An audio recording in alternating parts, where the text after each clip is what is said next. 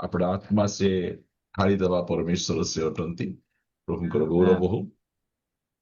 अल्प समय धरी आमे वाक्य शुणा ଯିବା। ଗୋଟେ ସୁନ୍ଦର ପଦ ମୁଁ ଆପଣମାନଙ୍କ ନିମନ୍ତେ ପଢିବା ପାଇଁ ଚାହେଁ। ଦ୍ୱିତୀୟ ବିବରଣୀ ପୁସ୍ତକ ଏହାର 7 ଅଧ୍ୟାୟ।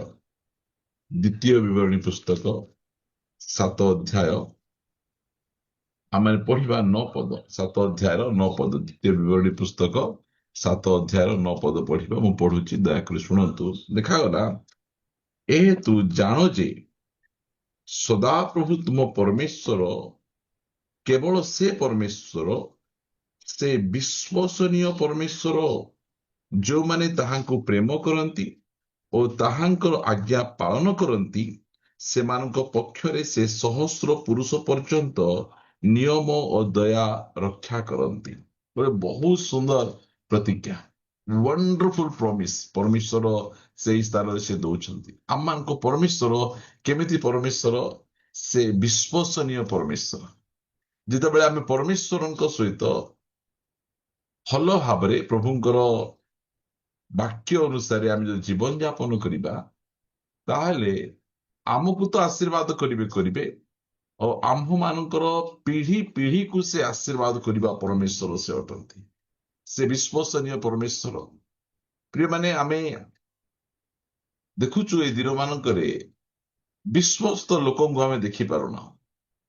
ସବୁ ଜାଗାରେ ଆମେ ଦେଖୁଛୁ ଘୋଟାଲା। ଯଦି ବିଶ୍ୱସ୍ତ ଲୋକ ଥାନ୍ତେ, ଦେଖନ୍ତୁ ଯେଉଁ ବ୍ରିଜ ଗୁଡ଼ିକ ଆମମାନଙ୍କର ବ୍ରିଟିଶ ସରକାର ତିଆରି କରିଥିଲା ଏବେ ଯାଏ ଅଛି। ଏବେ ଏବେ ତିଆରି କରିଥିବା ବ୍ରିଜ ଗୁଡ଼ିକ ଉଦ୍ଘାଟନ କରି ଆସିଲା ବେଳେ ସିଏ ଉଦ୍ଘାଟନ ହେଇଯାଉଛି। ତାର ଉଦ୍ଘାଟନ ସିଏ ଭାଙ୍ଗି ଯାଉଛି। ମନ୍ଦିର ଗୁଡ଼ିକ ତିଆରି କରୁଛନ୍ତି, ଭଗବାନଙ୍କ ମନ୍ଦିର ମଧ୍ୟ ପାଣି ଲିକ୍ କରୁଛି। ଭାବନ୍ତୁ, ଭଗବାନଙ୍କୁ ବି ଭୟଙ୍କର ଠକବା ଲୋକମାନେ ଅଛନ୍ତି। ବୋଲେ ବିଶ୍ୱସ୍ତ ନାହିଁ। ବାଲି ଅଧିକ, ସିମେଣ୍ଟ କମ, ପତଳା ପତଳା ରୋଡ, ସବୁ କ୍ଷେତ୍ରରେ ଲୋକମାନେ କି ପ୍ରକାର ଭାବରେ ଠକିଦେବୁ। ଦେଖନ୍ତୁ, ଡାଲିରେ କି ପ୍ରକାର ଗୁଡ଼ି ମିଶାଯିବ, ଚାଉଳରେ କି ପ୍ରକାର ଗୁଡ଼ି ମିଶାଯିବ, ଏସବୁ ମଧ୍ୟ ଚାଲିଛି। କାହିଁକି? ବିଶ୍ୱସ୍ତତା ଲୋକମାନଙ୍କ ପାଖରେ ନାହିଁ। ଯଦି ବିଶ୍ୱସ୍ତତା ଲୋକମାନଙ୍କ ପାଖରେ ଥାନ୍ତା, ତାହେଲେ ପିଲାମାନଙ୍କର ସେ ପାଠ ବହିରେ ନିମ୍ବୁଡା ନିମ୍ବୁଡା ଆସିଥାନ୍ତା କି? ସେଠି ବି ନିମ୍ବୁଡା ନିମ୍ବୁଡା ଆସୁଛି। କଣ କରାଯିବ ମୁଁ ବୁଝିପାରୁନି। କୋଉଠି ସେ ବିଶ୍ୱସ୍ତ ଲୋକମାନେ ଅଛନ୍ତି? ପ୍ରିୟମାନେ, କି ପ୍ରକାର ଗୋଟେ ସମୟରେ ଆସୁଛୁ ଯେ ସବୁ ବହିରେ ଭୁଲ। କାହିଁକି? କାରଣ ବିଶ୍ୱସ୍ତ ଲୋକମାନେ ନାହାନ୍ତି। ମାତ୍ର ପରମେଶ୍ୱର କହୁଛନ୍ତି, ଆମ୍ଭେ ବିଶ୍ୱସନୀୟ ପରମେଶ୍ୱର, ଆମେ ବିଶ୍ୱାସ ଯୋଗ୍ୟ ପରମେଶ୍ୱର ସେ ଅଟନ୍ତି। ଆମମାନଙ୍କ ପରମେଶ୍ୱର ବିଶ୍ୱସ୍ତ ପରମେଶ୍ୱର, ସେ ବିଶ୍ୱାସ ଯୋଗ୍ୟ ପରମେଶ୍ୱର। ପ୍ରିୟମାନେ, ଦିନେ ମୁଁ କଟକ ଯାଇଥିଲି। କଟକରେ ଗୋଟେ ବହି ପଢୁଥିଲି, କେମିତି ବିଶ୍ୱସ୍ତ ହେବା। ସେ ବହିର ଟପିକ ଥିଲା, ଜୟେଶ ମେର ଲେଖିଥିଲେ, ହିନ୍ଦୀ ବହିଟା ମୁଁ ପଢୁଥିଲି। ଜଣେ ବ୍ୟକ୍ତି ମୋ ପାଖକୁ ଆସି କହିଲେ, କଣ ପଢୁଛ? ଏ ବହି ପଢୁଛ? ସେ କହିଲେ, ଆଜିର ସମୟରେ ମଧ୍ୟ ତୁମେ ବିଶ୍ୱସ୍ତ ହେବାଟା ଶିଖୁଛ କି? ବୋଲେ ଦୁନିଆ ଏତେ ଅବିଶ୍ୱସ୍ତରେ ପରିପୂର୍ଣ୍ଣ ହେଇଛି, ଏଇଠି କି ପ୍ରକାର ଲୋକକୁ ଠକାଯିବ ଭାବନ୍ତୁ। ଆଗରେ ଗୋଟେ ମେଡିସିନ, 2ଟା ମେଡିସିନ ଖାଇଲେ ଆମର ଜ୍ୱର ଠିକ ହଉଥିଲା। ଏବେ ଷ୍ଟ୍ରିପ ସରିଯାଉଛି, ମାତ୍ର ଜ୍ୱର ଠିକ ହଉନାହିଁ। ଆଗରେ ଯଦି ଆମର ପତଳା ଝାଡା ହଉଥିଲା, ଗୋଟେ ଖାଇଲେ ସବୁ ବନ୍ଦ ହେଇଯାଉଥିଲା। ହଁ, ଏବେ ନାଇଁ, କୁଆଡୁ କୁଆଡୁ ପାଣି ବାହାରୁଛି ଜଣା ନାହିଁ। ଖାଉଥିଲେ ମଧ୍ୟ ଆମର କୋଉଟା ମଧ୍ୟ କଣ୍ଟ୍ରୋଲ ନାହିଁ। କାହିଁକି? ସବୁ ଜାଗାରେ ଭେଜାଲ, କୋଉଟା ମଧ୍ୟ ଠିକ ନାହିଁ। ଆପଣ ସୋରିଷ ତେଲ ନିଅନ୍ତୁ, ନଡିଆ ତେଲ ନିଅନ୍ତୁ, ମହୁ ବୋଲି ଦଉଛନ୍ତି, ସେ ସବୁ ଯାକ ଭେଜାଲ ବିଷୟ ଗୁଡିକ ରହିଛି। ମାତ୍ର ଏଇ ସବୁ ଭିତରେ ମଧ୍ୟ ସେ ପରମେଶ୍ୱର କହୁଛନ୍ତି, ଆମେ ବିଶ୍ୱସ୍ତନୀୟ ପରମେଶ୍ୱର, ତୁମେ ଆମ ସହିତ ବିଶ୍ୱସ୍ତରେ ଚାଲ, ଆମେ ତୁମର ଯତ୍ନ ଆମେ ନେବା। ପ୍ରିୟମାନେ, ଖ୍ରୀଷ୍ଟିଆନ ଭାଇ ଭଉଣୀ ମାନେ କେମିତି ସେମାନେ ଅଛନ୍ତି? ସେମାନେ ବିଶ୍ୱସ୍ତ ଲୋକମାନେ ଅଟନ୍ତି। ଦିନେ ଗୋଟେ ଘର କାମ ଚାଲିଥିଲା। ଘର କାମ ଚାଲିଥିଲା ବେଳେ ଜଣେ ଆସି କହୁଛି, ଏ କାନ୍ଥ କିଏ ତିଆରି କଲା? କାରଣ ଅନ୍ୟ କାନ୍ଥ ଗୁଡିକ ଠାରୁ ଏ କାନ୍ଥର ଯୋଡେଟା ବହୁତ ଭଲ ଥିଲା। ନାଇଁ ଆଜ୍ଞା, ଏ କାନ୍ଥ 2 ଜଣ ଖ୍ରୀଷ୍ଟିଆନ ଲୋକ ତିଆରି କରୁଛନ୍ତି ଆଜ୍ଞା। ଆଉ ସେ କହୁଥିଲେ, ସେ ଦାସଙ୍କୁ କହୁଥିଲେ, ଆଜ୍ଞା ସେ 2ଟା ଖ୍ରୀଷ୍ଟିଆନ ଲୋକକୁ ଟିକେ ବୁଝାନ୍ତୁ ଆଜ୍ଞା, ସବୁଦିନ କାମ ଆଇବେ ସିନା, ରବିବାର ଦିନ କାମ ଆଇବେ ନାହିଁ ଆଜ୍ଞା, ସେ ଟିକେ ବୁଝାନ୍ତୁ, ରବିବାର ଦିନ ମତେ ଟିକେ କାମ ଆସନ୍ତୁ। ବୁଝନ୍ତୁ, ସେ କହିଲେ ମୋର ପ୍ରଚାର ଶୁଣିକିନା ଏମାନେ ପରିବର୍ତ୍ତନ ହେଇଛନ୍ତି ବୋଲି ଏମିତି କାମ କରିଛନ୍ତି। ଆଉ ଯଦି ଆଙ୍କେ ବିଶ୍ଵସ୍ତ ନଥିଲେ କି ପ୍ରକାର କାମ ହେବ? ଦେଖନ୍ତୁ ଆଜିକାଲିର ଲେବର ମିସ୍ତ୍ରୀ ମଧ୍ୟ ଆରାମସେ ବସିଥିବେ, ସିଆଡେ ଯଦି କଣ୍ଟ୍ରାକ୍ଟର ଆଇଲେ ବୋଲି ଏଇ ଧରରେ କରରେ ଅମୁକ ସମୁକ ସେମାନଙ୍କର ଚାଲିଥିବ ସେମାନଙ୍କର। କାହିଁକି? କେହି ମଧ୍ୟ ବିଶ୍ଵସ୍ତ ଲୋକ ନାହାନ୍ତି। ଆମମାନଙ୍କର ପୁଅ ଝିଅ ମାନେ ବି କମ ଚାଲାକି, କଣ ବେଳେ ଦେଖୁଥିବେ ମା ବାପା ଆସୁ ଆସୁ ଅଲଗା ଆଡେ ଚେଞ୍ଜ କରିଦେବେ। ମୁଁ ପାଠ ପଢୁଛି ଗ ମା, ମୁଁ ପାଠ ପଢୁଛି। କାହିଁକି ଏମିତି ପରିସ୍ଥିତି ଆମମାନଙ୍କର ଅଛି? ପ୍ରିୟମାନେ, ଆମମାନଙ୍କର ପରମେଶ୍ୱର ସେ ବିଶ୍ଵସ୍ତ ପରମେଶ୍ୱର, ସେ ଅବିଶ୍ଵସ୍ତ ପରମେଶ୍ୱର, ସେ ବିଶ୍ୱାସ ଯୋଗ୍ୟ ପରମେଶ୍ୱର। ସେଥିପାଇଁ ଗୀତ ରଚକ ସେ ଲେଖନ୍ତି ପରମେଶ୍ୱରଙ୍କ ବିଷୟରେ। ଯଦି ଆମେ ପଢିବା 100 ଗୀତକୁ ଆସିବା, 100 ଗୀତରେ ସେ ଆମମାନଙ୍କୁ ସେ ଲେଖି ଜଣାନ୍ତି 5 ପଦ, 100 ଗୀତର 5 ପଦ, କାରଣ ସଦାପ୍ରଭୁ ମଙ୍ଗଳମୟ, ତାହାଙ୍କ ଦୟା ଅନନ୍ତ କାଳ ସ୍ଥାୟୀ, ଆଉ ତାହାଙ୍କର ବିଶ୍ଵସ୍ତତା ପୁରୁଷ ଅନୁକ୍ରମରେ ଥାଏ, ପିଢି ଉପରେ ପିଢି, ପିଢି ଉପରେ ପିଢି, ପିଢି ଉପରେ ପିଢି। ଯଦି ଆମେ ପରମେଶ୍ୱରଙ୍କ ସହିତ ବିଶ୍ଵସ୍ତ ଭାବରେ ଆମେ ଚାଲିଛୁ, ଆମେ ପରମେଶ୍ୱର ଆମର ପିଢିକୁ ଭୁଲି ଯିବେ ନାହିଁ। ଆମର ଗୋଟେ ପିଢିକୁ ଆଉ ଗୋଟେ ପିଢିକୁ ସେ ଯତ୍ନ ନେଇକିନା ଯିବେ। ଆମେ ପରମେଶ୍ୱରଙ୍କ ସହିତ ବିଶ୍ଵସ୍ତତାରେ ଆମେ ଚାଲିବାର ଅଛି। ଆମମାନଙ୍କ ପରମେଶ୍ୱର ସେ ବିଶ୍ଵସ୍ତ ପରମେଶ୍ୱର, ସେ ଠକିବା ପରମେଶ୍ୱର ନୁହେଁ। ଏ ଲେଖାଯାଏ, ଯଦି ମୁଁ ଆପଣମାନଙ୍କୁ ତିମୋଥୀ ପୁସ୍ତକ, 2 ତିମୋଥୀ ପୁସ୍ତକ ପଢି ଶୁଣେଇବା ପାଇଁ ଚାହେଁ, କେତେଟା ପଦ ଆପଣମାନଙ୍କୁ ପଢି ଉତ୍ସାହିତ କରିବା ପାଇଁ ଚାହେଁ ଯେ ଆମେ ମଧ୍ୟ ବିଶ୍ଵସ୍ତ ହେବାର ଆବଶ୍ୟକ ରହିଅଛି। 2 ତିମୋଥୀ 2 ଅଧ୍ୟାୟର 13 ପଦ, ଯେବେ ଆମ୍ଭେମାନେ ଅବିଶ୍ଵସ୍ତ ହେଉ, ଦେଖନ୍ତୁ ଆମେ ଯଦି ଅବିଶ୍ଵସ୍ତ ହେଉ ତେବେ ସୁଦ୍ଧା ସେ ସର୍ବଦା ବିଶ୍ଵସ୍ତ, କାରଣ ସେ ଆପଣାକୁ ଅସ୍ୱୀକାର କରିପାରନ୍ତି ନାହିଁ। କେତେ ଭୟଙ୍କର ପରମେଶ୍ୱର! ଆମେ ଅବିଶ୍ଵସ୍ତ ହେଲେ ମଧ୍ୟ ଆମମାନଙ୍କର ପରମେଶ୍ୱର ସର୍ବଦା ବିଶ୍ଵସ୍ତ। ସେ ବିଶ୍ୱାସ ଯୋଗ୍ୟ ପରମେଶ୍ୱର, ସେ ବିଶ୍ୱସନୀୟ ପରମେଶ୍ୱର ସେ ଅଟନ୍ତି। ଆମେ ତାଙ୍କ ଉପରେ ଭରସା ରଖିପାରିବା। ଆମ ପରମେଶ୍ୱର ସେଇ ପ୍ରକାର ସର୍ବଦା ବିଶ୍ଵସ୍ତ। ସେ ଯଦି କିଛି କହିଛନ୍ତି କରିବା ପାଇଁ, ତାହେଲେ ସେ କରିବାଟା କରିବେ। ଆମ ପରମେଶ୍ୱର ସେତେ ମହାନ ପରମେଶ୍ୱର ସେ ଅଟନ୍ତି। ପ୍ରିୟମାନେ, ଦୁନିଆରେ ସମସ୍ତେ ଅବିଶ୍ଵସ୍ତ ହେଇପାରନ୍ତି, ଆମକୁ ଠକି ଦେଇ ପାରନ୍ତି, ଆମକୁ ଲୁଟ କରି ନେଇଯାଇ ପାରନ୍ତି, ମାତ୍ର ଆମର ପରମେଶ୍ୱର ସର୍ବଦା ବିଶ୍ଵସ୍ତ। ସବୁ ସମୟରେ ସେ ବିଶ୍ଵସ୍ତ ପରମେଶ୍ୱର ସେ ଅଟନ୍ତି। ତାଙ୍କ ଉପରେ ଆମେ ସମ୍ପୂର୍ଣ୍ଣ ଭାବରେ ଆମେ ଭରସା ଆମେ ରଖିପାରିବା। ଆମେ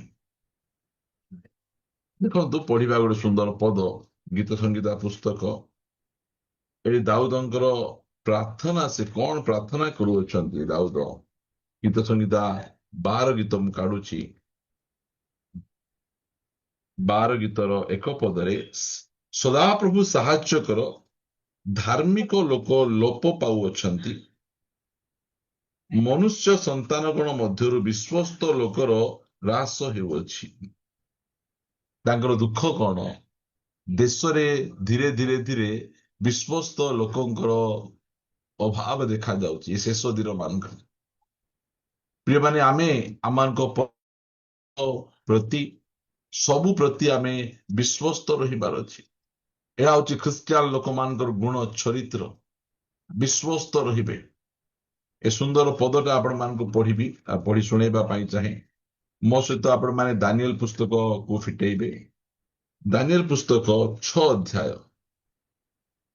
ଯଦି ଆମେ ବିଶ୍ଵସ୍ତ ହେବା, ପରମେଶ୍ୱର ଆମର କି ପ୍ରକାର ଭାବରେ ଯତ୍ନ ନେବେ, ଆମକୁ କି ପ୍ରକାର ଭାବରେ ଆମକୁ ରକ୍ଷା କରିବେ, ଆମକୁ କି ପ୍ରକାର ଭାବରେ ଉଚ୍ଚ ସ୍ଥଳୀରେ ସେ ସ୍ଥାପନ କରିବେ। ଦେଖାଯାଉଛି 6 ଅଧ୍ୟାୟର 1 ପଦରେ, ଦାରିଆବସ୍ ସମୁଦାୟ ରାଜ୍ୟରେ 120 ଜଣ କ୍ଷେତିପାଳକ ରାଜ୍ୟ ଉପରେ ନିଯୁକ୍ତ କରିବାକୁ ଓ ସେହି କ୍ଷେତିପାଳକ ମାନେ ଯେପରି ହିସାବ ଦେବେ ଓ ରାଜାର ଯେପରି କିଛି କ୍ଷତି ନ ହେବ ଏଥିପାଇଁ ସେମାନଙ୍କ ଉପରେ 3 ଜଣ ଅଧ୍ୟକ୍ଷକୁ ନିଯୁକ୍ତ କରିବାକୁ ବିହିତ ବୁଝିଲା।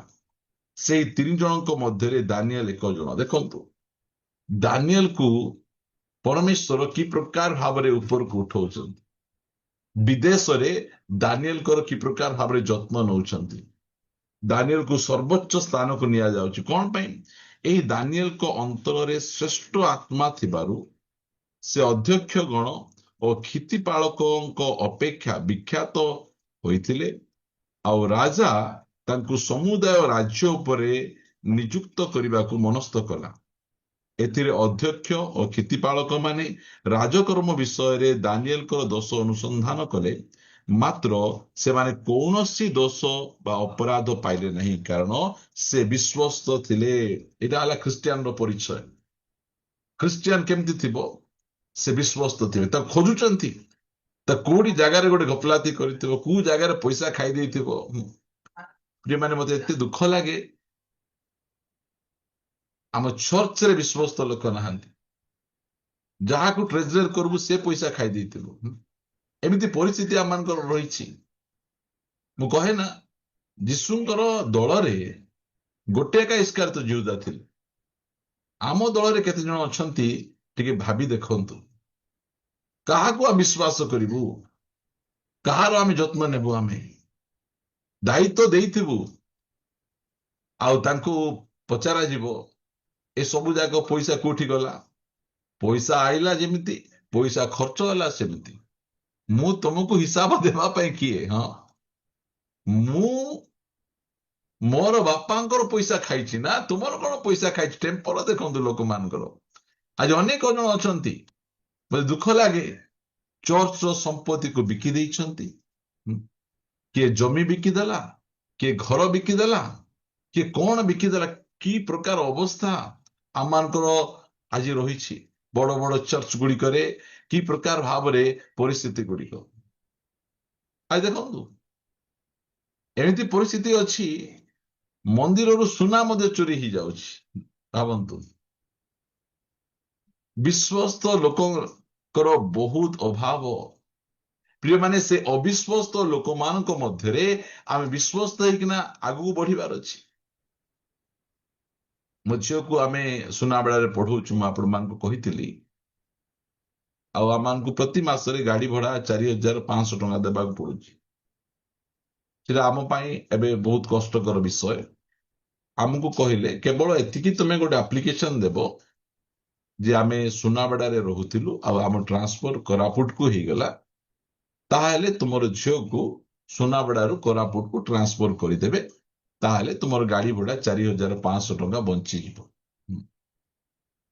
ମୁଁ କହିଲି, ମୁଁ କେମିତି ସେ ମିଛ କଥା ଲେଖିପାରିବି? ମୁଁ ସେ ମିଛ ରିପୋର୍ଟ କେମିତି ଦେଇପାରିବି? ମୁଁ କହିଲି 4,500 ଲସ୍ ହଉ ସିନା, ହାତକୁ ବାଜୁ ସିନା, ଆମକୁ ବିଶ୍ୱସ୍ତ ରହିବାର ଅଛି। ଆମର କ୍ଷତି ହେବ। ବିଶ୍ୱସ୍ତ ଯୋଉ ସମୟରେ ଆପଣ ରହିବେ, ସେଇ ସମୟରେ ଆମର କ୍ଷତି ହେବାଟା ହେବ। ମାତ୍ର କ୍ଷତି ହଉ, ମାତ୍ର ଆମ ଜୀବନରେ ଅବିଶ୍ୱସ୍ତତା ଦେଖା ନଯାଉ।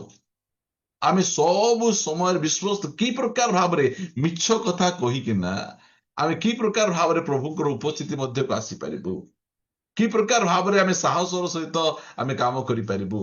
ପ୍ରିୟମାନେ, ଖ୍ରୀଷ୍ଟିଆନ ଲାଞ୍ଚ ନିଏ ନାହିଁ, ଖ୍ରୀଷ୍ଟିଆନ ମିଛ କଥା କହେ ନାହିଁ, ମିଛ ରିପୋର୍ଟରେ ସାଇନ କରେ ନାହିଁ। ଆଜି ଅନେକ ଜଣ ଅଛନ୍ତି ବିଭିନ୍ନ ପ୍ରକାର ମିଛ ମେଡିକାଲ ସାର୍ଟିଫିକେଟ ଗୁଡିକ ଦଉଥିବେ। କଣ କରିବା? ଆମର ମାଙ୍କର ଦେହ ଖରାପ, ତ ମୁଁ ଆଜି ଆସିପାରିଲି। ମା ମରିକିନା କେତେ ଦିନ ହେଇଗଲାଣି, ଏବେ ଯାଏ ମାକୁ ବଞ୍ଚାଉଛନ୍ତି ଏମାନେ।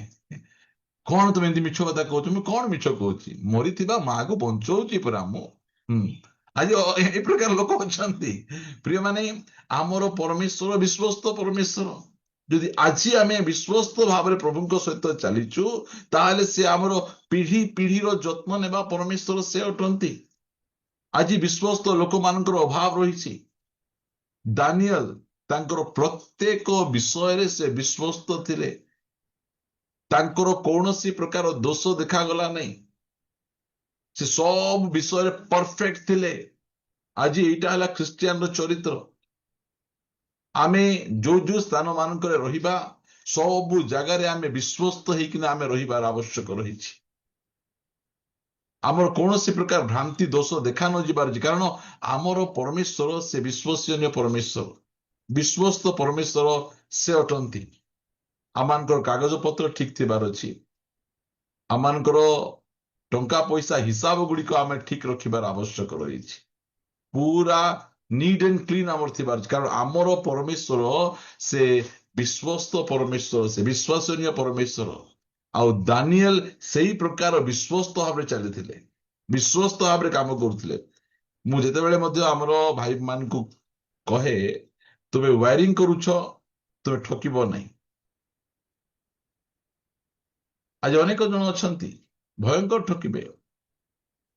ଯେତେବେଳେ ମୁଁ ଏଇ ଯୋଉ ଇଲେକ୍ଟ୍ରିକାଲ ଆଉ ପ୍ଲମ୍ବିଂ କାମରେ ମୁଁ ଥିଲି, ସେଇ ସମୟରେ ଇଲେକ୍ଟ୍ରିସିଆନ ମାନେ କଣ କରିବେ, ୱାୟାର ଯାକକୁ ଅଣ୍ଟାରେ ଗୁଡେଇକିନା ଧରିକିନା ପଳେଇ ଆସିବେ। ୱାୟାର କାଢିବେ, ଅଣ୍ଟାରେ ଗୁଡେଇବେ, ସାର୍ଟଟା ପିନ୍ଧି ଦେଇକିନା ସୁନା ପିଲା ପରି ସେମାନେ ପଳେଇ ଆସୁଥିବେ। ଚୋର ଯାକ ସେମାନେ ବିଶ୍ୱାସ କରିକି ଦେଇଥିବେ, ଆଉ ସେମାନେ କାଢି କାଢିକା ମାପବେ ନା କଣ, ସେ ଦେଇଥିବେ। ସେମିତି ବିଭିନ୍ନ ପ୍ରକାର ଭାବରେ ଠକିବାଟା ଦେଖିଛୁ ଆମେ। ଆଜି ଅନେକ ଜଣ ଅଛନ୍ତି, ସେମାନେ କହିବେ, ଆଜ୍ଞା ଆମର ମିଟର ଟିକେ ସ୍ଲୋ କରିଦଉନ ଆଜ୍ଞା, ବେଶୀ ବିଲ୍ ଆସୁଛି। ଏମିତି ଚୋର ମାନେ ମଧ୍ୟ ଅଛନ୍ତି, ଇଲେକ୍ଟ୍ରିକ ଚୋରେଇବାଟା ମାନେ ମଧ୍ୟ। ଆଉ ମାତ୍ର ଭକ୍ତି ଦେଖିବେ, ଓ ପ୍ରେଜ୍ ଦ ଲର୍ଡ, ପ୍ରଭୁ ସବୁ ଯୋଗେଇ ପାରିବେ, ପ୍ରଭୁ ସବୁ ଯୋଗେଇ ପାରିବେ, ମାତ୍ର ମୋର ଇଲେକ୍ଟ୍ରିକ ବିଲ୍ ଦେଇପାରିବେ ନାହିଁ, ତ ସେଥିପାଇଁ ଟିକେ ମିଟରଟା ଟିକେ ସ୍ଲୋ ହେବାର ଅଛି। ଦେଖନ୍ତୁ ପରିସ୍ଥିତି ଗୁଡ଼ିକ କେମିତି ଲୋକମାନଙ୍କର। ଯଦି ମିଟର ସ୍ଲୋ କରୁ କରୁ ପ୍ରଭୁ ଆମକୁ ସ୍ଲୋ କରିଦେବେ, ତାହେଲେ କେମିତି ହେବ ସେଇଟା? ହଁ, ଯେମାନେ ଆମେ ସବୁ ବିଷୟରେ ବିଶ୍ୱସ୍ତ ରହିବାର ଅଛି। ଦେଖନ୍ତୁ, ଏକାନି ରାସ୍ତା ତିଆରି ପାଇଁ ଚିଟ୍ ପଡିଥିବ, ତୁମେ 2 ଗାମଲା କାହିଁ ଘରକୁ ନେଇଯାଉଛ? ତୁମେ କାହିଁକି ନେଉଛ? ରାସ୍ତାରେ ଇଟା ଥିବ, ତୁମେ 10ଟା ଇଟା କାହିଁକି ଧରି ପଳେଇ ଆସୁଛ? ଆଜି ଲୋକମାନଙ୍କ ପାଖରେ ଅବିଶ୍ୱସ୍ତତା ଭୟଙ୍କର ଭାବେ ରହିଛି। ଆମେ ଆମର ବିଶ୍ୱସ୍ତ ରହିବାର ଅଛି। ଦାନିଏଲଙ୍କର କୌଣସି ପ୍ରକାର ଭ୍ରାନ୍ତି ଦେଖାଗଲା ନାହିଁ। ସେ ବିଶ୍ୱସ୍ତ ଥିଲେ, ରାଜା ତାଙ୍କୁ ମାନୁଥିଲେ। ଆମେ ଯଦି ବିଶ୍ୱସ୍ତ ରହିବା, ଲୋକ ଆମକୁ ମାନିବେ। ପ୍ରିୟମାନେ, ଆଜି ଦାଉଦଙ୍କ ପ୍ରାର୍ଥନା କଣ? ହେ ପ୍ରଭୁ ଦୟାକର, ଯେ ମନୁଷ୍ୟ ସନ୍ତାନ ଗଣ ମଧ୍ୟରେ ବିଶ୍ୱସ୍ତ ଲୋକ ହ୍ରାସ ପାଉଛନ୍ତି। ସେଥିପାଇଁ ମୁଁ ସବୁବେଳେ କହେ, ଯଦି ଆମକୁ କିଏ ଟଙ୍କା ମାଗୁଛନ୍ତି, ଦିଅନ୍ତୁ ନାହିଁ, ଦିଅନ୍ତୁ ନାହିଁ। କହିବେ ମୁଁ ନାଇକି ସପ୍ତାହଟି ଭିତରେ ଦେଇଦେବି, ନହେଲେ କାଲି ଦେଇଦେବି ବୋଲି କହିବେ।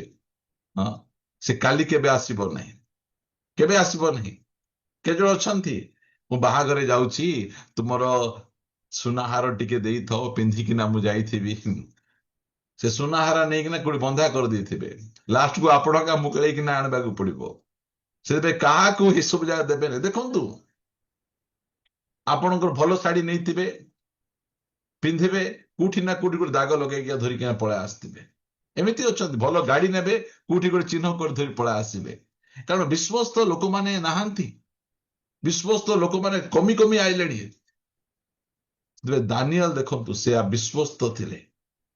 ଖୋଜୁଛନ୍ତି, ସମସ୍ତେ ଖୋଜୁଛନ୍ତି, ଇଡି ସିବିଆଇ ସବୁ ଆସି ଖୋଜୁଛନ୍ତି ଯେ ଦାନିଏଲଙ୍କର କୌଣସି ପ୍ରକାର ଭ୍ରାନ୍ତି ଦେଖାଯାଉନି। ଯେଉଁମାନେ ଆମମାନଙ୍କ ପରମେଶ୍ୱର କୋଉ ପ୍ରକାର ଲୋକମାନଙ୍କୁ ସେ ପସନ୍ଦ କରନ୍ତି। ଦେଖନ୍ତୁ, ଏଠି ଲେଖା ଯାଉଛି, ଯଦି ଆମେ ପଢିବା, ଆମେ ମାଥ୍ୟୁ ଲିଖିତ ସୁସମାଚାର 24 ଅଧ୍ୟାୟ, ଆମର ପରମେଶ୍ୱର ବିଶ୍ୱସ୍ତ ପରମେଶ୍ୱର, ଆମେ ମଧ୍ୟ ବିଶ୍ୱସ୍ତ ଆମେ ହେବାର ଅଛି। ଆମମାନଙ୍କର ସବୁ ବିଷୟରେ ଆମେ ବିଶ୍ୱସ୍ତ ଦେଖାଯିବାର ଅଛି। ମାଥ୍ୟୁ 24 ଅଧ୍ୟାୟର 45 ପଦରେ, ତେବେ ପ୍ରଭୁ ଆପଣା ପରିଜନ ମାନଙ୍କୁ ଯଥା ସମୟରେ ପୋଡ଼ି ଦେବା ନିମନ୍ତେ ଯାହାକୁ ସେମାନଙ୍କ ଉପରେ ନିଯୁକ୍ତ କରିବେ ଏପରି ବିଶ୍ୱସ୍ତ ଓ ବୁଦ୍ଧିମାନ ଦାସ କିଏ? ପ୍ରଭୁଙ୍କୁ କେମିତି ଦାସ ଦରକାର ଅଛି? ପ୍ରଭୁଙ୍କୁ ବିଶ୍ୱସ୍ତ ଦାସ ଦରକାର ଅଛି। ଆଜି ସେମାନଙ୍କର ଅଭାବ ବେଶୀ ରହିଛି। ବିଶ୍ୱସ୍ତ ଭାବରେ ପ୍ରଭୁଙ୍କ ପାଖକୁ ଯିବେ, ପ୍ରଭୁଙ୍କ ପାଖରେ ଆଣ୍ଠୁ ମାଡ଼ିବେ। ଦେଖନ୍ତୁ କୁଆଡେ ଅଛି ଲୋକମାନଙ୍କ ପାଖରେ ଆଜି ପ୍ରଭୁଙ୍କ ଠାରୁ ବାକ୍ୟ ପ୍ରାପ୍ତ ହୋଇ ଆସି ଲୋକମାନଙ୍କୁ ଦେବେ। ପ୍ରିୟମାନେ, ପ୍ରଭୁଙ୍କର ଜଣେ ଦାସ କହୁଥିଲେ, ଆଜି ଲୋକମାନେ ବାକ୍ୟ ଶୁଣି ଥରଥର କାହିଁକି ହଉନାହାନ୍ତି? କହୁଥିଲେ କାରଣ ଯିଏ ବାକ୍ୟ ପ୍ରଚାର କରୁଛି ସେ ତ ବାକ୍ୟରେ ଥରଥର ହେଉନାହିଁ। ଯିଏ ବାକ୍ୟ ପ୍ରଚାର କରୁଛି ସେ ତ କାନ୍ଦୁ ନାହିଁ, ଆଉ ଅନ୍ୟମାନେ କି ପ୍ରକାର କାନ୍ଦିବେ? ଆଜି ପରିସ୍ଥିତି ସେ ପ୍ରକାର ଆମମାନଙ୍କ ରହିଛି। ଆମମାନଙ୍କ ପରମେଶ୍ୱର ସେ ବିଶ୍ୱସନୀୟ ପରମେଶ୍ୱର। ଏସବୁ ବିଷୟ ଗୁଡିକ ଆପଣମାନଙ୍କୁ କାହିଁକି ଆମେ କହୁଛୁ? କାରଣ ସେ ବିଶ୍ୱସ୍ତ ଲୋକମାନଙ୍କୁ ନେବା ପାଇଁ ଆସୁଛନ୍ତି, ଅବିଶ୍ୱସ୍ତ ଲୋକମାନଙ୍କୁ ନେବା ପାଇଁ ଆସୁନାହାନ୍ତି। ଆମେ ବିଶ୍ୱସ୍ତ ଭାବରେ ଆମର ପ୍ରତ୍ୟେକ କାମ କରିବା, କାରଣ ଆମର ପରମେଶ୍ୱର ବିଶ୍ୱାସ ଯୋଗ୍ୟ ପରମେଶ୍ୱର, ସେ ବିଶ୍ୱସନୀୟ ପରମେଶ୍ୱର। ତାଙ୍କର ବିଶ୍ୱସ୍ତତା ପିଢି ଦର ପିଢି, ପିଢି ଦର ପିଢି ଥାଏ। ସେ ଏତେ ବିଶ୍ୱସ୍ତ ପରମେଶ୍ୱର ସେ ଅଟନ୍ତି। ତେବେ ସେଇ ପରମେଶ୍ୱରଙ୍କର ଆମେ ଯୋଉ ସେବା କରୁଛୁ ଗୋଟେ ଖ୍ରୀଷ୍ଟିଆନ ଭାବରେ, ଆମେ ବିଶ୍ୱସ୍ତ ରହିବା। ଆମକୁ ଛୋଟ କାମ ମିଳୁ କି ବଡ କାମ ମିଳୁ, ଆମେ କଣ କରିବା? ଆମେ ବିଶ୍ୱସ୍ତ ରହିବା। ଲେଖା ଯାଉଛି, ଯଦି ପଢିବେ ମୋ ସହିତ ଆପଣମାନେ ପଢନ୍ତୁ,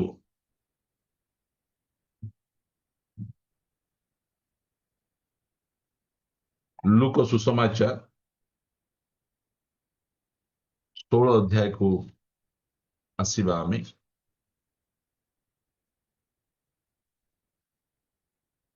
ଗୋଟେ ସୁନ୍ଦର ପଦ ଲେଖା ଯାଉଛି, କଣ? 16 ଅଧ୍ୟାୟର 10 ପଦ, ଯେ ଅତି ଅଳ୍ପ ବିଷୟରେ ବିଶ୍ୱସ୍ତ ସେ ବହୁତ ବିଷୟରେ ମଧ୍ୟ ବିଶ୍ୱସ୍ତ। ପୁଣି ଯେ ଅତି ଅଳ୍ପ ବିଷୟରେ ବିଶ୍ୱସ୍ତ ସେ ବହୁତ ବିଷୟରେ, ଯେ ଅଳ୍ପ ବିଷୟରେ ଅବିଶ୍ୱସ୍ତ ସେ ବହୁତ ବିଷୟରେ ମଧ୍ୟ ଅବିଶ୍ୱସ୍ତ। ଯଦି ଆମେ ଅଳ୍ପ ବିଷୟରେ ବିଶ୍ୱସ୍ତ ହେବା, ପ୍ରଭୁ ଆମକୁ ବହୁତ ବଡ ବିଷୟ ଆମମାନଙ୍କୁ ସେ ଯୋଗାଇ ଦେବେ। ଆମର ପରମେଶ୍ୱରଙ୍କ ପ୍ରତିଜ୍ଞା ଏଇଟା। ଛୋଟିଆ ଛୋଟିଆ ବିଷୟରେ ଆମକୁ ବିଶ୍ୱସ୍ତ ହେଇକିନା ଆମକୁ ଚାଲିବାର ଆବଶ୍ୟକ ରହିଛି। ଆମେ ଯଦି ଅଳ୍ପ ଟଙ୍କା ଦଉଛନ୍ତି ପ୍ରଭୁ, ସେ ଅଳ୍ପ ଟଙ୍କାରେ ଆମେ ବିଶ୍ୱସ୍ତ ହେଇ ସେଠିରୁ ଆମେ ଯଦି ଦଶମାଂଶ କାଢି ଆମେ ସେବା କାର୍ଯ୍ୟ ପାଇଁ ମଣ୍ଡଳୀରେ ଆମେ ଦେବୁ, ତାହେଲେ ପରମେଶ୍ୱର ଆମକୁ ବହୁତ ଉପରେ ନିଯୁକ୍ତ କରିବେ। ଅଳ୍ପ ବିଷୟ ଯଦି ଆମେ ବିଶ୍ୱସ୍ତ ହେଲୁ, ଅଳ୍ପ ସେଲେରୀ ବିଶ୍ୱସ୍ତ ହେଲୁ। ଆଜି ଅନେକ ଜଣ ଅଛନ୍ତି, ସେମାନଙ୍କର ସେଲେରୀ ବହୁତ ଅଳ୍ପ, ମାତ୍ର ସେ ଅଳ୍ପରେ ସେମାନେ ପରମେଶ୍ୱରଙ୍କ ପାଇଁ ସେଠୁ ବାହାର କରିକି ଦେବେ। ଆମ ଚର୍ଚ୍ଚର ଜଣେ ଭାଇ ଅଛନ୍ତି, ତାଙ୍କର ମନେକର 400 ଟଙ୍କା ହେଲା, ସେ ସମାନ 40 ଟଙ୍କା ଆଣିକିନା ହାତରେ ସେ ଦେଇଦେବେ, ଏଇଟା ଆମର ଦଶମାଂଶ। ଆମେ ଯଦି ଅଳ୍ପ ବିଷୟରେ ବିଶ୍ୱସ୍ତ ହେବା, ଆମେ ଛୋଟିଆ ଛୋଟିଆ ବିଷୟରେ ବିଶ୍ୱସ୍ତ ହେବା, ଆମେ ପରମେଶ୍ୱର ଆମକୁ ବହୁତ ବିଷୟ ଉପରେ ନିଯୁକ୍ତ କରିବେ। ଗୋଟେ ଛୋଟ କାମ ପ୍ରଭୁ ଆମକୁ ଦେଲେ, ସେ ଛୋଟ କାମରେ ଆମେ ବିଶ୍ୱସ୍ତ ଭାବରେ ଯଦି ଆମେ କାମ କରିବା, ଆମକୁ ବଡ କାମ ଦେବେ, ଆହୁରି ଉପରକୁ ଉଠେଇବେ, ଆହୁରି ଉପରକୁ ଉଠେଇବେ। ପ୍ରିୟମାନେ, ଆମର ପରମେଶ୍ୱର ସେମିତି, ସେ ବିଶ୍ୱାସୀୟ ପରମେଶ୍ୱର, ଆଉ ସେ ବିଶ୍ୱସ୍ତ ଲୋକମାନଙ୍କୁ ଭଲ ପାଆନ୍ତି। ସେ କହିଲେ, ବେଶ ଉତ୍ତମ ଓ ବିଶ୍ୱସ୍ତ ଆଉ ବୁଦ୍ଧିମାନ ଦାସ ବୋଲି କହିଲେ। ପରମେଶ୍ୱରକୁ କି ପ୍ରକାର ଦରକାର? ବିଶ୍ୱସ୍ତ ଲୋକ ଦରକାର, ବିଶ୍ୱସ୍ତ ସେବକ ମାନଙ୍କୁ ଦରକାର, ବିଶ୍ୱାସୀ ମାନଙ୍କୁ ଦରକାର। ପ୍ରିୟମାନେ, ପ୍ରଭୁ ଆମମାନଙ୍କୁ ସାହାଯ୍ୟ କରନ୍ତୁ। ଆମେ ଅଳ୍ପ ଅଳ୍ପ ବିଷୟରେ, ଛୋଟ ଛୋଟ ବିଷୟରେ ଆମେ ବିଶ୍ୱସ୍ତ ହେବା। ଦେଖନ୍ତୁ, ଆମର 2ଟା ରୁମ୍ ଅଛି। 2ଟା ରୁମକୁ ଯଦି ଆମେ ଠିକରେ ପୋଛି ପାରୁନାହୁଁ, ଠିକରେ ସଫା କରି ରଖି ପାରୁନାହୁଁ, ଆଉ ପ୍ରାର୍ଥନା କରୁଛୁ ପ୍ରଭୁ 4ଟା ରୁମ୍ ଦିଅ, ସେ କହିବେ ଫାଷ୍ଟ ତୋର 2ଟା ରୁମର ଯତ୍ନ ନେ। ଏ 2ଟା ରୁମକୁ ଝାଡୁ କରି ସଫା କରିପାରୁନୁ, ଆଉ ତୁ 4ଟା ରୁମ୍ ମୁଁ ଦେବି, ତୁ କଣ କରିପାରିବୁ? ଆମର ପ୍ରାର୍ଥନା ସେମିତି ଥିବ। ଆମେ ଛୋଟିଆ ଛୋଟିଆ ବିଷୟରେ ବିଶ୍ୱସ୍ତ ନଥିବୁ। ଆମ ଚର୍ଚ୍ଚରେ 12 ଜଣ ବିଶ୍ୱାସୀ ଥିଲେ। ସେହି ସମୟରେ ବିଶ୍ୱସ୍ତ ଭାବରେ ଆମେ ତାଙ୍କୁ ବାକ୍ୟ ଦଉଥିଲୁ, ତାଙ୍କର ଯତ୍ନ ନଉଥିଲୁ। ଆଜି 200ରୁ ଉପରେ ବିଶ୍ୱାସୀ ଆମର ଅଛନ୍ତି। ଆମକୁ ବସିବା ପାଇଁ ଆମକୁ ଜାଗା ହେଉନାହିଁ ଆମର। ଆମେ ଯଦି ଅଳ୍ପ ବିଷୟରେ ଗୋଟେ ଛୋଟ ବିଜନେସ ଆପଣ କରୁଥିବେ, ସେ ଛୋଟ ବିଜନେସ ରେ ବିଶ୍ୱସ୍ତ ହେବେ। କହିଲେ ଆପଣଙ୍କୁ ବଡ ବିଜନେସ ଦେଖନ୍ତୁ, ଲୋକଙ୍କୁ ଚା ଫାଷ୍ଟ ବନେଇଥିବେ, ଏତେ ମଜା ଲାଗୁଥିବ, ଯେତେବେଳେ ବେପାର ବଢିଯିବ ପାଣି ଟିକେ ଅଧିକ ମିଶେଇ ଦଉଥିବେ, ପାଣି ଚିଆ ହେବାକୁ ଷ୍ଟାର୍ଟ ହେଇଯିବ, ପାଣି ଚିଆ ହେବାକୁ ଷ୍ଟାର୍ଟ ହେଇଯିବ, ଧୀରେ ଧୀରେ ଧୀରେ ସେମାନଙ୍କ ବେପାର ଗୁଡିକ ନଷ୍ଟ ହେଇଯାଉଥିବ। ସେଥିପାଇଁ କହିବା ପାଇଁ ଚାହେଁ, ଆମେ ବିଶ୍ୱସ୍ତ ହେବା। ଆମର ପରମେଶ୍ୱର ସେ ବିଶ୍ୱସ୍ତ ପରମେଶ୍ୱର ଅଟନ୍ତି। ଆମେ କାହିଁରେ ବିଶ୍ୱସ୍ତ ହେବା? ଆମର ଜ୍ଞାନରେ ବିଶ୍ୱସ୍ତ ହେବା, ଆମ ଧନରେ ବିଶ୍ୱସ୍ତ ହେବା। ଏ ଲେଖାଯାଉଛି ସେଇ 16 ଅଧ୍ୟାୟରେ 11 ପଦରେ, ଅତଏବ ଯଦି ତୁମ୍ଭେମାନେ ଅଧର୍ମ ଧନରେ ବିଶ୍ୱସ୍ତ ହୋଇନାହ, ତେବେ କିଏ ତୁମମାନଙ୍କୁ ବିଶ୍ୱାସ କରି ସତ୍ୟ ଧନ ତୁମମାନଙ୍କ ହସ୍ତରେ ସମର୍ପଣ କରିବ? ସତ୍ୟ ଧନ ମାନେ କଣ? ଖ୍ରୀଷ୍ଟଙ୍କର ଚରିତ୍ର। ସତ୍ୟ ଧନ ମାନେ କଣ? ବାକ୍ୟର ପ୍ରକାଶନ। ଆଜି ଯୋଉ ଖ୍ରୀଷ୍ଟିଆନ ଭାଇ ଭଉଣୀ ମାନେ, ସେମାନଙ୍କର ଅଧର୍ମ ଧନ ମାନେ କଣ? ଏହି ଜାଗତିକ ଧନରେ ଯଦି ଆମେ ବିଶ୍ୱସ୍ତ ହେଇନାହୁଁ ଆମେ, ତାହେଲେ କିଏ ଆମକୁ ନିତ୍ୟ ସ୍ଥାୟୀ ଧନ ଆମମାନଙ୍କୁ ପ୍ରଦାନ କରିବ? ପ୍ରଭୁ ଆମମାନଙ୍କୁ ସାହାଯ୍ୟ କରନ୍ତୁ, ଯେ ପ୍ରକାର କି ଆମେ ଆମର ପରମେଶ୍ୱରଙ୍କୁ ଆମେ ଦେଖୁଛୁ, ସେ ବିଶ୍ୱସ୍ତ ପରମେଶ୍ୱର ସେ ଅଟନ୍ତି। କଣ୍ଟ୍ରାକ୍ଟର ହଉଛନ୍ତି, ତାହେଲେ ଆପଣ ବିଶ୍ୱସ୍ତ ଭାବରେ କାମ କରନ୍ତୁ। ଆମର ଜଣେ ଭାଇ କଣ୍ଟ୍ରାକ୍ଟର ଅଛନ୍ତି, ସେ କହିଲେ, ଭାଇ ଜଣେ ଲୋକ ମତେ ଡିଜେଲ ବହୁତ ଅଳ୍ପ ରେଟରେ ଦଉଛି, ମୁଁ କିଣିବି କି? ପଚାରିଲେ। ମୁଁ କହିଲି, କୋଉଠୁ ଆଣୁଛି? ତାର ମାଲିକର ଚୋରେଇକିନା ଆଣୁଛି। ତୁମେ ଯଦି ସେଇ ଡିଜେଲ ପକେଇବ ତୁମ ଗାଡିରେ, ତାହେଲେ ତୁମର ଡ୍ରାଇଭର ମାନେ ମଧ୍ୟ ଚୋର ଏକା ହେବେ। ସେମାନେ ମଧ୍ୟ ତୁମର ଜିନିଷ ଗୁଡିକ ଚୋରେଇ ଚୋରେଇ ଅନ୍ୟକୁ ବିକିବେ। କଣ? ଯେତେବେଳେ ଆମର ଘର କାମ ଆମର ଷ୍ଟାର୍ଟ ହେଲା, ଫୋନ ଆସିଲା, ସେ କହିଲେ, ମୁଁ ତୁମମାନଙ୍କୁ ଅଧା ରେଟରେ ରଡ ସପ୍ଲାଇ କରିବି। ମୁଁ କହିଲି, ଯୋଉ ରଡ ସପ୍ଲାଇ ମତେ ଅଧା ରେଟରେ ଦେବ, ତାର ବିଲ୍ ଦେଇପାରିବ କି? ନାଇଁ, ସେଟା 2 ନମ୍ବର ମାଲ, ସେଟା ହେଲେ ମୁଁ ନେବାର ନାହିଁ।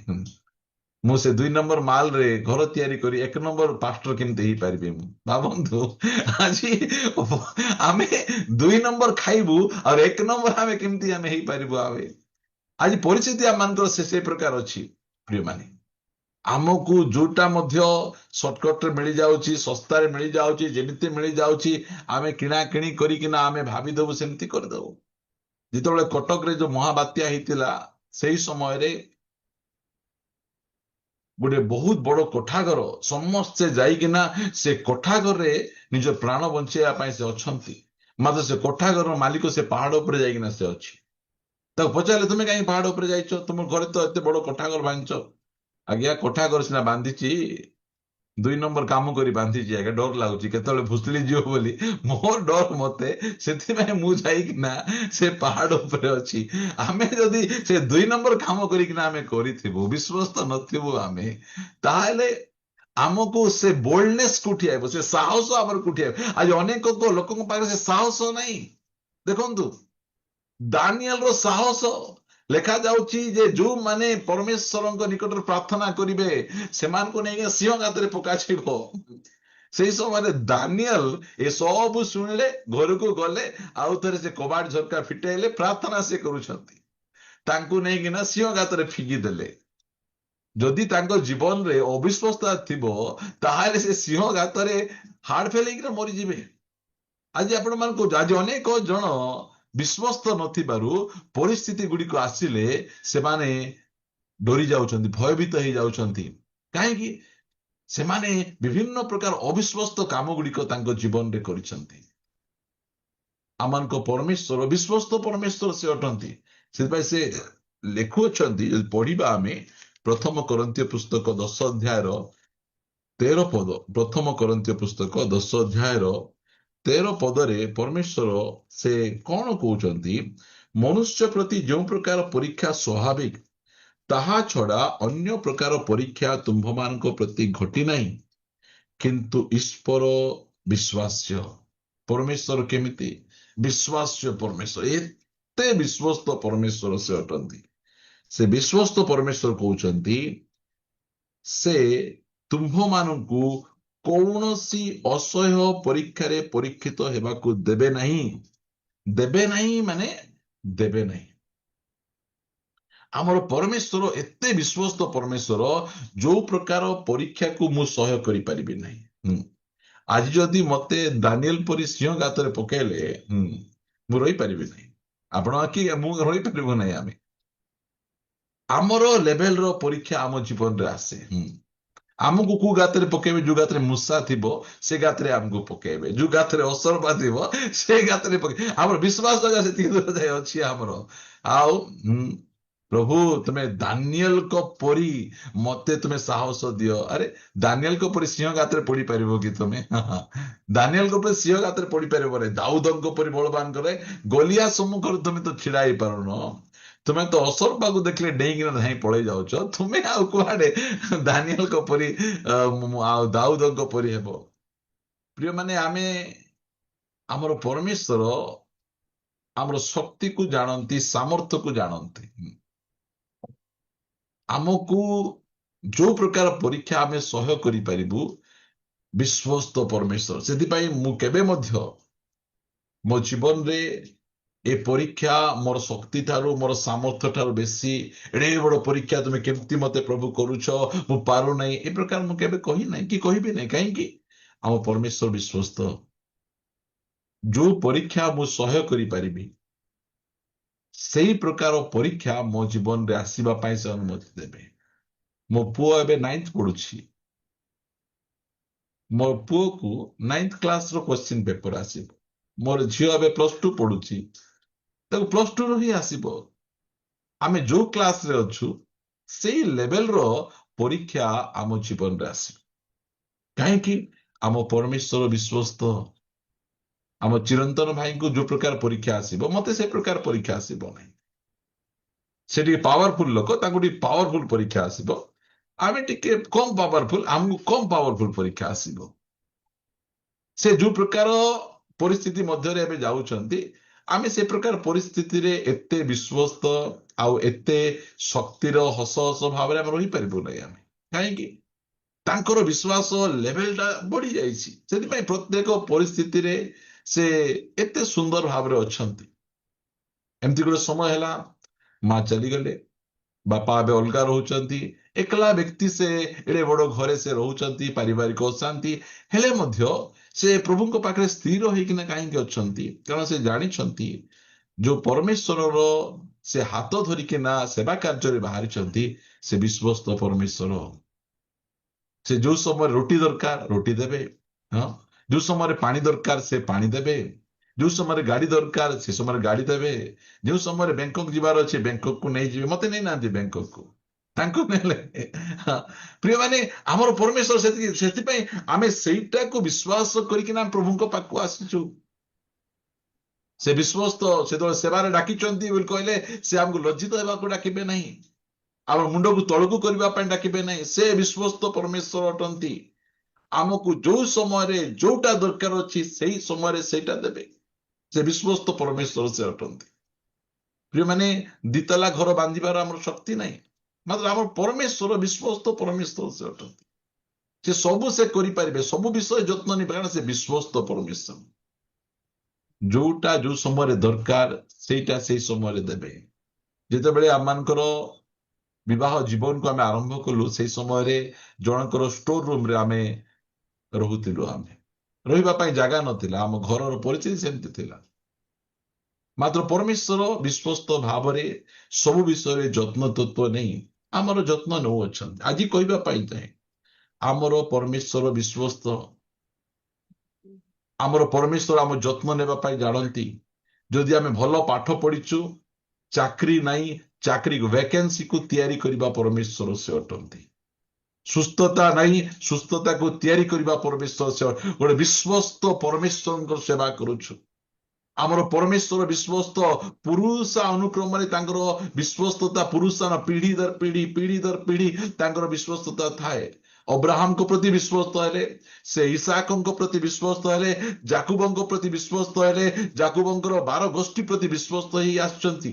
ପ୍ରିୟମାନେ, ସେତେ ବିଶ୍ୱସ୍ତ ପରମେଶ୍ୱରଙ୍କର ଆମେ ସେବା ଆରାଧନା ଆମେ କରୁଛୁ। ଆମେ ଯୋଉ ପରମେଶ୍ୱର ଇସ୍ରାଏଲ ଲୋକମାନଙ୍କୁ ଯତ୍ନ ସେ ନେଇଛନ୍ତି, ସେ ପରମେଶ୍ୱର ଆମ ସମସ୍ତଙ୍କର ସେ ଯତ୍ନ ନେବା ପରମେଶ୍ୱର। ସେଥିପାଇଁ ସେ ବିଶ୍ୱସ୍ତ ପରମେଶ୍ୱର, ବିଶ୍ୱାସ ଯୋଗ୍ୟ ପରମେଶ୍ୱର ଅଟନ୍ତି। ତାଙ୍କର ହାତ ଧରି ଆମେ ବାହାରିଛୁ, ସେ ଆମର ଯତ୍ନ ନେବେ ସବୁ ବିଷୟରେ। ପ୍ରତିଜ୍ଞାରେ ବିଶ୍ୱସ୍ତ ପରମେଶ୍ୱର ସେ ଅଟନ୍ତି। ପ୍ରିୟମାନେ, ଆସନ୍ତୁ ସେଇ ପରମେଶ୍ୱର, ଯୋଉ ପରମେଶ୍ୱର ବିଶ୍ୱସ୍ତ ପରମେଶ୍ୱର, ତାଙ୍କ ପ୍ରତି ଆମେ ଛୋଟିଆ ଛୋଟିଆ ବିଷୟରେ ବିଶ୍ୱସ୍ତ ରହିବା। ଛୋଟ ଛୋଟ କଥାରେ ଯଦି ବିଶ୍ୱସ୍ତ ରହିବା, ସେ ଆମକୁ ଉପରକୁ ଉପରକୁ ଉପରକୁ, ସେ କହିଛନ୍ତି ତୁମେ ଯଦି ଅଳ୍ପ ବିଷୟରେ ବିଶ୍ୱସ୍ତ ହେବ, ବହୁତ ଉପରେ ଆମେ ତୁମକୁ ନିଯୁକ୍ତ କରିବା। ଯଦି ଆମେ ଛୋଟିଆ ବିଷୟରେ ଆମେ ବିଶ୍ୱସ୍ତ ହେଇକିନା ଆମେ ଚାଲିବା, ଆମେ ତାହେଲେ ପରମେଶ୍ୱର ଆମକୁ ବହୁତ ବିଷୟ ଉପରେ ନିଯୁକ୍ତ କରିବେ। ମୁଁ ଦିନେ ବ୍ରହ୍ମପୁର ଯାଇଥିଲି, ପ୍ରଭୁଙ୍କ ଜଣେ ଦାସଙ୍କର ଦେହ ଖରାପ ଥିଲା। ଆଉ ସେଠି ଯାଇ ମୁଁ ତାଙ୍କର ସେବା କରୁଥିଲି। ଜଣେ ପାଷ୍ଟର ଆଜ୍ଞା ଆସିଲେ, ଆଉ ମତେ ପଚାରିଲେ, କଣ କରୁଛ ତୁମେ? ମୁଁ କହିଲି, ମୁଁ ଚର୍ଚ୍ଚରେ ସଣ୍ଡେ ସ୍କୁଲ ଲିଡ୍ କରୁଛି ବୋଲି କହିଲି। ସେ ମତେ କହିଲେ, ଏତେ ସୁନ୍ଦର ଆୱାଜ ଅଛି, ପୁରା ଦମଦାର ଆୱାଜ ଅଛି, ତୁମେ କାହିଁକି ତୁମେ ସଣ୍ଡେ ସ୍କୁଲ ଲିଡ୍ କରୁଛ, କାହିଁକି ତୁମେ ପାଷ୍ଟର ହଉନ? ପ୍ରିୟମାନେ, ଆମକୁ ପ୍ରଥମେ ସଣ୍ଡେ ସ୍କୁଲ ଦେବେ। ସଣ୍ଡେ ସ୍କୁଲରେ ବିଶ୍ୱସ୍ତ ହେଲେ ଆମକୁ ସେବା କାର୍ଯ୍ୟ ପାଇଁ ଆଗକୁ ଆଉ ଡାକିବେ। ମୁଁ ସଣ୍ଡେ ସ୍କୁଲରେ ବିଶ୍ୱସ୍ତ ଭାବରେ ସେବା କରୁଛି। ଛୋଟ ଛୋଟ ପିଲାମାନଙ୍କୁ ବିଶ୍ୱସ୍ତ ଭାବରେ ପ୍ରଭୁଙ୍କର ବାକ୍ୟ ଶିକ୍ଷା ଦେଇକିନା ମୁଁ ଆସିଛି।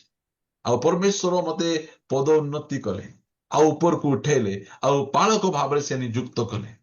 ଆମର ପରମେଶ୍ୱର ସେ ପ୍ରମୋଟ କରିବା ପରମେଶ୍ୱର। କାହାକୁ ପ୍ରମୋଟ କରିବେ? ଯେ ବିଶ୍ୱସ୍ତ। ଦେଖନ୍ତୁ, ପିତର ରାତି ସାରା ପରିଶ୍ରମ କରିଛି, ବିଶ୍ୱସ୍ତ ଭାବରେ ପରିଶ୍ରମ କରି ଜାଲ ଧଉଚି।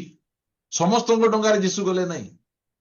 ଯିଏକି ବିଶ୍ୱସ୍ତ ଅଟନ୍ତି, ସେଇ ପ୍ରକାର ଲୋକଙ୍କର ଡଙ୍ଗାରେ ଗଲେ, ବସିଲେ, ଆଉ କହିଲେ, ଯାଅ ଗଭୀର ଜଳରେ ତୁମେ କଣ କର? ଜାଲ ପକାଅ। ଦେଖ, ସମସ୍ତଙ୍କ ଡଙ୍ଗାରେ ଯୀଶୁ ଆସୁନାହାନ୍ତି। ବିଶ୍ୱସ୍ତ ଲୋକମାନଙ୍କ ଡଙ୍ଗାରେ ଯୀଶୁ ଆସୁଅଛନ୍ତି। ଆଜି ପରମେଶ୍ୱର ବିଶ୍ୱାସ୍ୟ ପରମେଶ୍ୱର ସେ ଅଟନ୍ତି। ପ୍ରିୟ, ଆମର ପ୍ରତ୍ୟେକ ବିଷୟକୁ ଉପଯୁକ୍ତ ସମୟରେ ସେ ଯତ୍ନ ନେବା ପରମେଶ୍ୱର ସେ ଅଟନ୍ତି। ନ ମାଗିବା, ନ କହିବା ପୂର୍ବରୁ ସେ ଜାଣିବା ପରମେଶ୍ୱର ସେ ଅଟନ୍ତି। ସେତେ ସେ ବିଶ୍ୱସ୍ତ ପରମେଶ୍ୱର ଅଟନ୍ତି। ଆଉ ସେଇ ପରମେଶ୍ୱରଙ୍କ ପ୍ରତି ଆମେ ବିଶ୍ୱସ୍ତ ରହିବା। ଆମେ ଖ୍ରୀଷ୍ଟିଆନ ଭାଇ ଭଉଣୀ ମାନେ ଦାନିଏଲଙ୍କ ପରି ବିଶ୍ୱସ୍ତ ଜୀବନ ଯାପନ କରିବା। ଯେକୌଣସି ଦାୟିତ୍ୱ ଆମର ଥାଉ ନା କାହିଁକି, ଆମେ ଅନ୍ୟମାନେ କେତେ ଅବିଶ୍ୱସ୍ତ ହଉଛନ୍ତି ସେଟା ଯାଏ ଆସେ ନାହିଁ। ଆମେ ବିଶ୍ୱାସ ଯୋଗ୍ୟ ରହିବାର ଅଛି, ଆମେ ବିଶ୍ୱସ୍ତ ରହିବାର ଅଛି। ଏ ମଝିରେ ଜଣଙ୍କ ପାଖକୁ ଗଲି, ଏ ଆମ୍ବ କେତେ ବୋଲି ପଚାରିଲି। ସେ କହିଲେ, ଆମ୍ବ ଏତିକି। ଆଉ ମିଠା କି ବୋଲିଲାକୁ ମତେ ଏତେ ଖୁସି ଲାଗିଲା, ଟିକେ ଖଟା ରହିବ ବୋଲି କହିଲେ। ପ୍ରିୟମାନେ, ଆଜି ମଧ୍ୟ ବିଶ୍ୱସ୍ତ ଲୋକ ଅଛନ୍ତି। ନହେଲେ ମିଠା ଆଜ୍ଞା, ବହୁତ ମିଠା। ଦିନେ ଆମେ ଯାଇଥିଲୁ, ଆମେ ପୋଡାଗଡରେ, ସେ ଆମ୍ବର ବାସ୍ନା ଶୁଙ୍ଗିଲୁ, ଏତେ ମିଠା ବାସ୍ନା। ଆମେ 10 କେଜି କିଣିଦେଲୁ। ଆମେ ତା ପଛେ ପ୍ରାଚୀନ ଆଜ୍ଞା 3 କେଜି, ମୁଁ 3 କେଜି, ଆଉ ଜଣେ 4 କେଜି ନେଇଗଲୁ। କାଟିଲୁ, ଆଉ ଚାଖିଲୁ, ଦାନ୍ତ ଖଟା ହେଇଗଲା ପୁରା। ଭୟଙ୍କର ଖଟା ଥିଲା, ସେଟା କିଛି କରିହବନି। ଲୋକ ଦେଖନ୍ତୁ, ଅବିଶ୍ୱସ୍ତ ଭାବରେ ଥରେ ଆମେ ଠକି ପାରିବୁ ଲୋକକୁ, ତାପରେ ଆମେ ଠକି ପାରିବୁ ନାହିଁ। ଆମେ ମାତ୍ର ଯଦି ବିଶ୍ୱସ୍ତ ହେବୁ, ଲୋକ ଖୋଜି ଖୋଜି ଆମ ପାଖକୁ ଆସିବେ।